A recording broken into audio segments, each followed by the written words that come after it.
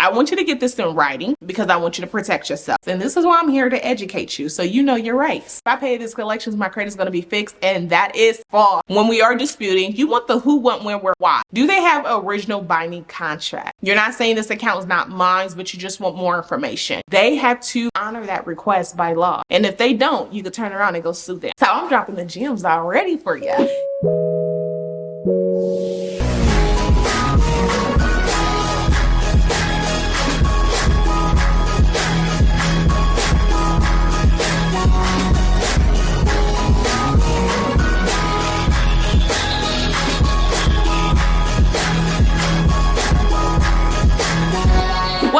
Welcome to the 700 Club. I'm gonna need you to leave that 4, that 5, and that 600 credits go at the door. I am your girl, Nika Johnson, and I'm a credit coach and budgeting expert. I'm gonna be teaching you today on how to deal with pay per delete versus a debt settlement. So go ahead and grab your pen and your pad because class is now in session. First and foremost, when it comes to negative items off your credit report, I always recommend to dispute anything that is negative and derogatory in driving that credit score down. So that, okay, if this is a collections account, go ahead and dispute that. All you're doing is advocating, and basically you're wanting to know more information on this account. Knowing how did they verify debt? How can they tie this debt? Because there is consumer laws that protects you as a consumer. And so rule is they have to prove the debt is yours or they have to remove it. So let's say, for example, you had a collection account from Cox Cable. You had some equipment, you forgot to turn it in. That's okay. So you forget to turn it in, and then now this negative items on your credit report is sending collections. And now you decide, hey, I want to get this taken care of. What I always recommend is before paying, at least dispute it. You're not saying this account is not mine, but you just want more information. When we are disputing, you want the who, what, when, where, why. How did they verify this debt? Where did they get this source of debt from? And they can't just send you an old statement, like an old bill, because that doesn't prove anything. Do they have original binding contract? That's tea. Okay, I'm dropping the gems already for you. So if you enjoy this information, be for sure to like and comment and subscribe to my channel. But ultimately, okay, let's say that they prove the debt is yours, or you're in a time sensitive situation. Let's say closing on a mortgage and you just need to go ahead and settle this debt, and you don't know which option to do, a pay for delete or a settle. So what a pay for delete is, you are willing to pay this debt if they delete it off your credit report.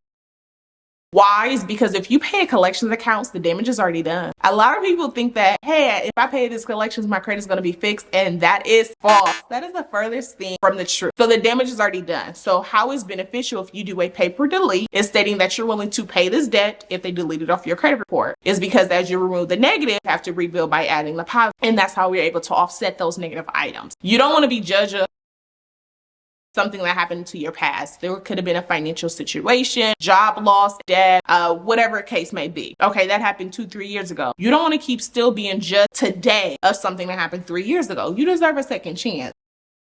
And this is why I'm here to educate you so you know your rights. You have the option to do a pay for delete. As your accountability coach, and always make for sure you're in your budget, what I would recommend to negotiate 30% to 50%. Less is more. Look, it's the cost. They're going to want more money, and I want you to pay less money. So all you got to do is just go a little back and forth, but always be patient and always be respectful ultimately. So with that pay for delete, before we pay anything, I want you to get this in writing because I want you to protect yourself.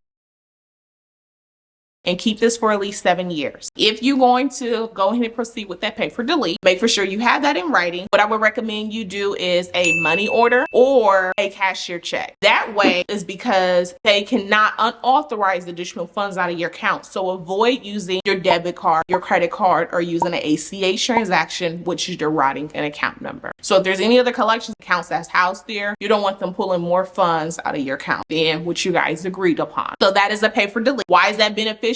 Because it's a win-win. All the parties that's involved. It's a win for you is because you're settling on this debt. Not only are you paying for less than the amount, but then also is being removed off your credit report. And then from a business perspective, they making some money versus no money. Look, how long has that account been on your credit report? And then another thing is the reason why you want to dispute these items too. You want to make for sure that it's within the state statute limitation. Can they even legally still collect on this debt? Because just because they're using all these different scare tactics of lawsuits, garnishments, they're calling you from different numbers and catch you off guard and trying to get you into saying something you don't know what to say.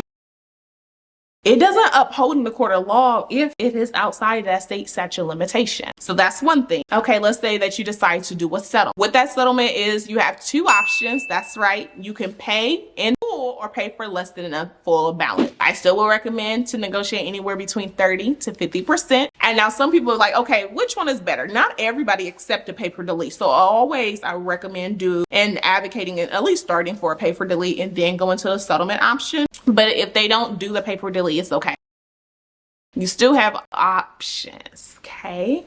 You could still go ahead and settle the debt and then turn around and go back and dispute it on your credit report. Sometimes the creditors is less likely to challenge that is because they already made money. It's already taken care of on their perspective. So that is another option. Some people may be like, okay, well, I'm just paid in full, or maybe I'm not going to pay in full. If you're in the process of getting a home, your mortgage lender will let you know that, hey, you need to pay this so you could be able to qualify for this loan. Why do you want to pay down debt? Is because ultimately it hits your DTI. It's your debt to income ratio. From an underwriting perspective, if you're getting a personal or something like that, or if you're applying for a credit card, at least they could say, hey, this was someone that experienced a financial situation at one point in time, but at least they made good on their debt. So that's going to look good from an underwriting perspective. So ultimately it's up to you. But before all of this, also, I want to kind of explain to you on how to create that seam line of communication through paper method. So no more not answering calls, no more screening or picking up the phone and hanging up, no more changing the contact number to do not disturb.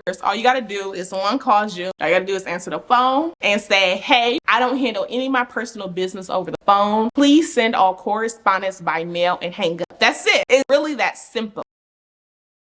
We're not verifying your name. We're not verifying your address or your contact information because you're on a recorded line, and what they're doing is scare tactics to get you into acknowledge some type of debt, and then you could restart the whole, cycle of the debt over. So all you got to do is say, hey, I don't handle my personal business over the phone. Please send all correspondence by mail and hang up. They have to honor that request by law. And if they don't, you could turn around and go sue them.